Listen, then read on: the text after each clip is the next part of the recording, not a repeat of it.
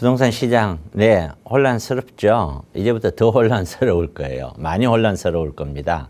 그 혼란스러운 기간이 뭐 6개월, 7개월 가지는 않고요. 짧게는 2개월, 많게는 한 3개월, 4개월 가지 않을까라고 생각을 하고 있습니다. 제 개인적인 의견은 제 방송을 계속 보아오신 분들은 아마 제가 어떤 이야기 할지 다 알고 계실 겁니다.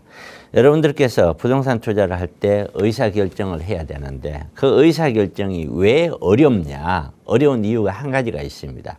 지금은 방송이라든가 신문이나 여러 가지 어떤 SNS 같은 부동산에 관련된 여러 가지를 이야기를 들을 수 있는 시절입니다. 지금은.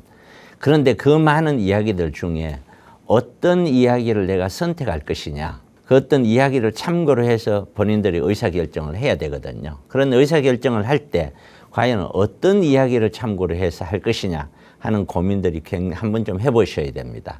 근데 제가 바라본 눈에는 이거는 뭐 데이터 자료는 없습니다만은 제가 부동산 한 20여 년 해본 결과로는 시청자분들은 본인이 원하는 방향으로 이야기하는 사람들 이야기를 듣습니다. 본인이 원하는 방향이 아닌 방향으로 이야기하는 사람들이 왜 저런 이야기를 하는지에 대해서도 꼭 한번 체크를 꼭 하시기 바랍니다. 그러한 체크는 이 방송을 통해서 체크가 되지는 않습니다. 반드시 어떤 그분이 하는 세미나를 가서 들어보고 왜 내 생각은 이런데 저 사람 저렇게 반대를 이야기할까? 그런 걸 반드시 체크까지 하시고 난 다음에 최종적인 의사결정을 하는 것이 저는 맞다고 봅니다. 사람은 누구나 다 보이는 대로 결정을 하게 돼 있고 듣는 대로 하게 돼 있는데 그것이 결정의 근본적인 근간은 각자 가지고 있는 마음속에 있는 자기 생각이죠. 자기 생각과 그렇게 이야기하는 사람이 맞으면 그래 맞아 저거야 하고 결정을 하는데 틀리면 왜 저러지? 또 다른 사람한테 한번 얘기 들어보지. 또 다른 사람 듣다 보면은 누군가가 내 이야기가 비슷한 얘기하면 그래 맞아 내 생각하고 같아. 이렇게 갈 확률이 굉장히 높습니다. 오늘 굉장히 중요한 얘기를 드렸고요. 여러분들의 고민 해결 제 나름대로 최선을 다해 보겠습니다. 거고요. 이어서 제가 일주일간 있었던 내용들을 좀 보면은 미국은 경기 침체 조짐이 보인다라고 나왔어요. 그래서 지금 전체적인 어떤 그 전쟁도 있지만 주식들이 지금 형편없이 지금 난리가 치고 있죠. 떨어지고 있죠. 미국 국채가 연 4.8%로 급락을 했는데 이게 5% 넘어갔던 거거든요. 국채가 떨어지고 있다.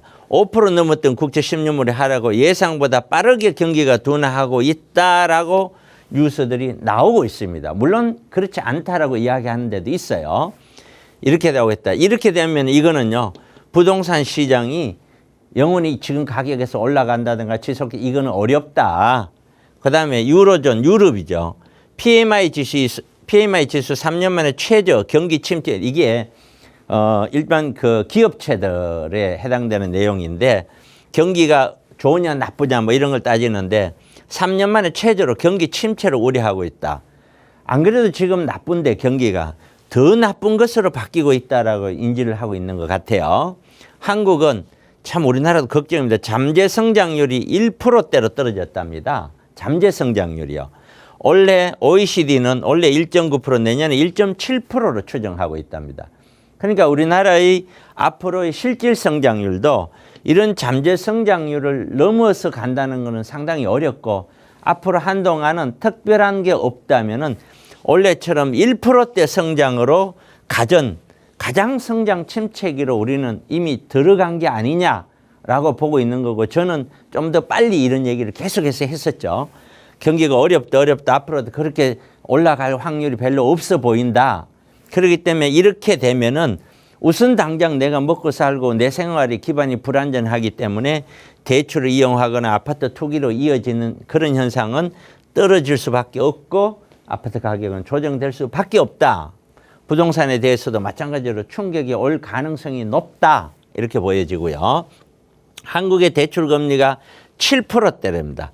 아파트 매수하는데 부담이 생기죠. 그런데 영끌들은 대출 투자자들이 얼마나 힘들겠습니까? 그런데 뭐 생애 최초 주택이라든지 뭐 기타 등등을 해서 정부가 대출을 해줬었을 때 정부는 자, 진짜 네가 능력이 있으면서 돈이 좀 모자라서 집을 편안하게 사서 가고 싶은데도 불구하고 못 가는 분들을 위해서 대출을 해줄게 라고 해서 해줬지만 시중에서 받아들일 때는 그래 대출을 해서 집을 사라는 것으로 받아들여 버린다는 거죠. 받아들이는 것 자체가.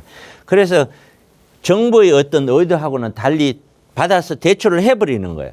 대출해서 투자를 하니까 굉장히 힘들 것이다. 3분기 서울 아파트는 50대는 팔았는데 30대가 샀다고 해요. 전체적으로 가격 거래를 보니까 30대, 40대가 차지하는 비중이 엄청나게 높아요.